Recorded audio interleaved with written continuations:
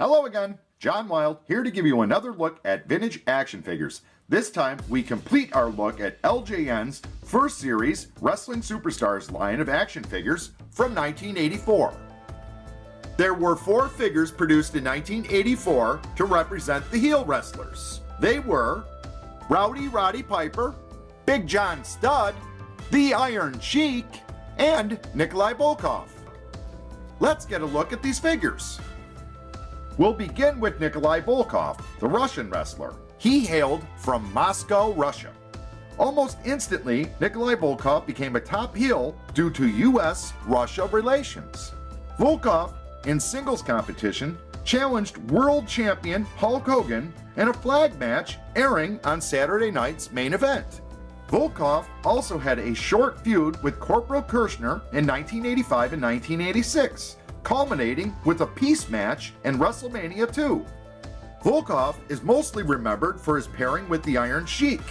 During the first WrestleMania, he, along with the Sheik, defeated US Express, Wyndham and Rotundo for the tag team belts. He also famously sang the Russian national anthem before each match he wrestled in. Let's get a look at this figure on card and the poster that he came with.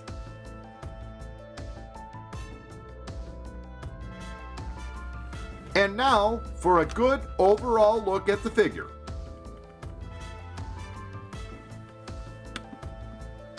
And now the back of the figure.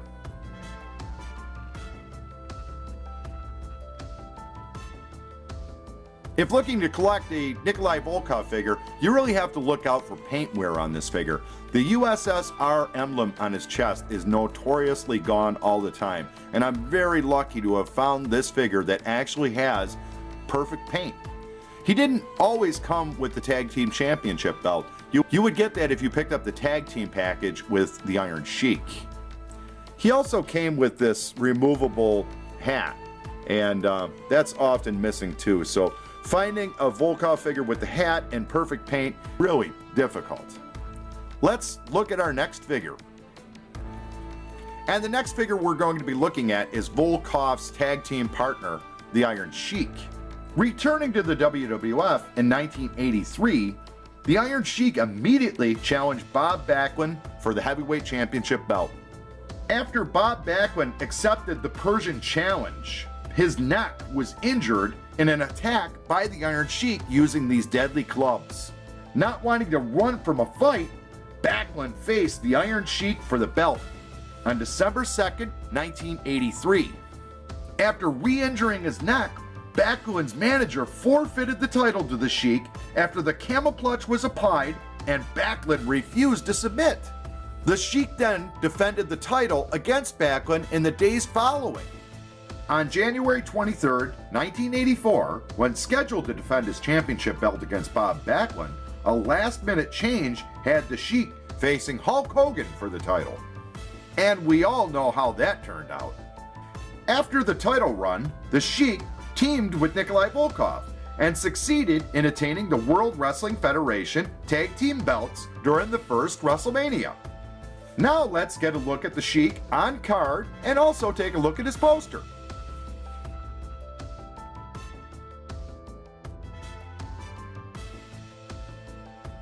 And now, let's get a good overall look at the figure. And now the back of the figure. On the right-hand side of the Iron Sheik figure, he has the word Iran written on his trunks. There is also a paint variation on the Iron Sheik figure. Sometimes these markings on his trunks are in orange and sometimes they're in yellow. The Iron Sheik we had before he has a tag team belt on. To get that tag team belt, you would have had to buy the 2-pack with Nikolai Volkoff. Most often when you find an Iron Sheik figure, he's missing his eyebrows, and a lot of the times he has a lot of paint wear at the boots, especially at the toes, which are kind of pointed upward. Finding an Iron Sheik figure that actually has good printing on the side where it says Iran, and also paint variations make this a pretty tough figure to find in good condition. Well, let's move on to our next figure. The third figure we'll look at is Big John Studd. This self-described real giant returned to the WWF in 1982. Originally managed by classy Freddie Blassie, he is more famously teamed with Bobby Heenan. His gimmick at the return of the WWF was a $10,000 body slam challenge, or if slammed, he would pay $10,000. John Studd also had a stretcher brought to the ring, and jobbers were often carted away in it. Challenging Andre the Giant, and in a sneak attack, John Studd cut Andre's hair when he was unconscious. This feud culminated in the first WrestleMania, when Andre slammed John Studd, winning the then $15,000 and tossing the money to the crowd until stopped by Bobby Heenan. John Studd continued to be a member of the Heenan family throughout the 1980s. Now, let's get a look at this figure on card and get a look at his poster.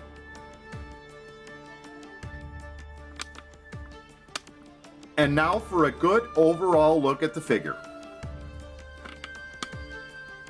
And now the back of the figure. The first feature of the John Studd figure I'd like to talk about is his trunk. So he has stars painted onto the sides of his trunk. He has them on both sides. Now, unfortunately, when you find this figure, usually those stars are worn off. He has wearing at his knees and on his boot tips. But this figure is pretty clean. Also, because he's kind of got a white paint, he also ends up being dirty a lot of the time. That white paint just seems to attract dirt like a magnet. He'll also have paint wear on his head and on his beard also, so be on the lookout for that. All in all, John Studd is one of the bigger figures that came in the first series. You got Andre and you got John Studd here. He's a weighty figure too. He definitely is one of the heaviest of the LJN wrestlers. Now, let's get a look at our last wrestler.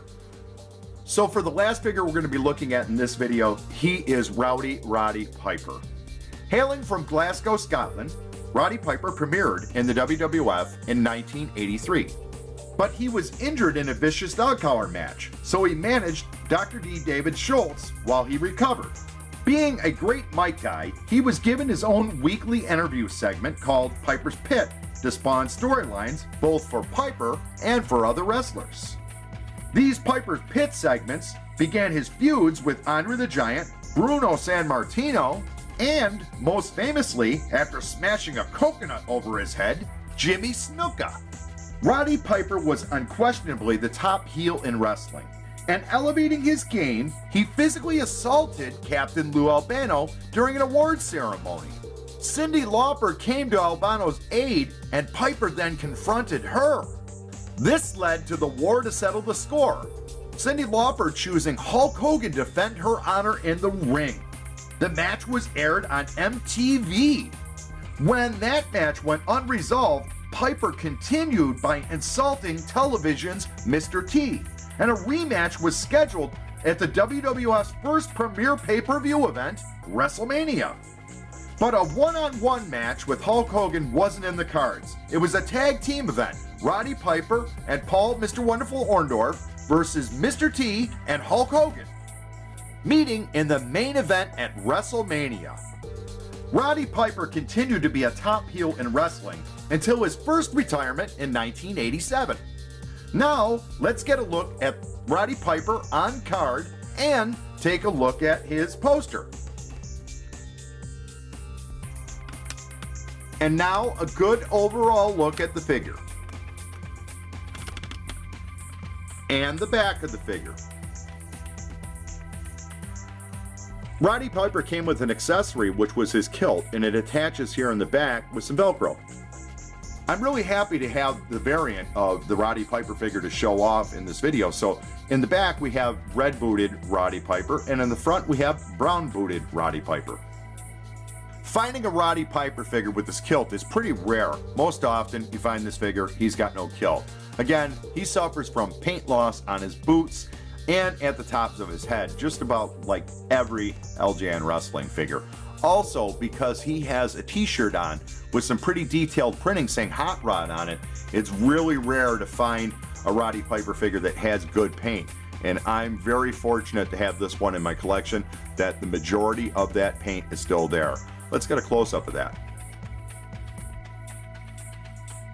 Being the top heel at the time, finding a Roddy Piper figure now isn't really all that hard, but finding a Roddy Piper figure with his kilt and with good paint on his chest is near to impossible.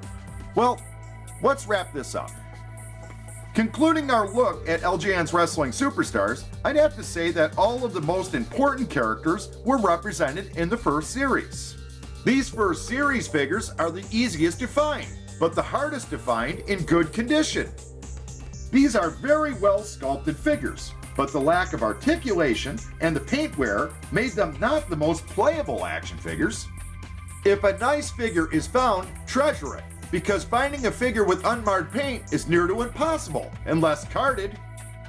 I would like to thank you for watching this video and the last video. Please like, share, and subscribe to catch my latest uploads. And until next time, let's have a way off. Beginning our way off is Rowdy Roddy Piper. He weighs 8 ounces. Our next contestant is the Junkyard Dog. He weighs 12 ounces. Our third contestant, the Iron Sheik. He weighs about 11 ounces. Jimmy Snuka, most likely the lightest, 8 ounces. Nikolai Volkoff is next. He weighs 12 ounces. Hillbilly Jim is next. Don't forget the hat. He weighs 12 ounces. The immortal Hulk Hogan, 11 ounces. Now the big guns come in. Big John Studd. He weighs 13 ounces. The last figure, Andre the Giant. And believe it or not, he only weighs 12 ounces. The winner of the first annual weigh-off is Big John Studd. He weighs 13 ounces. That's almost a full pound of action figure. So you get your money's worth with LJN. Thanks again.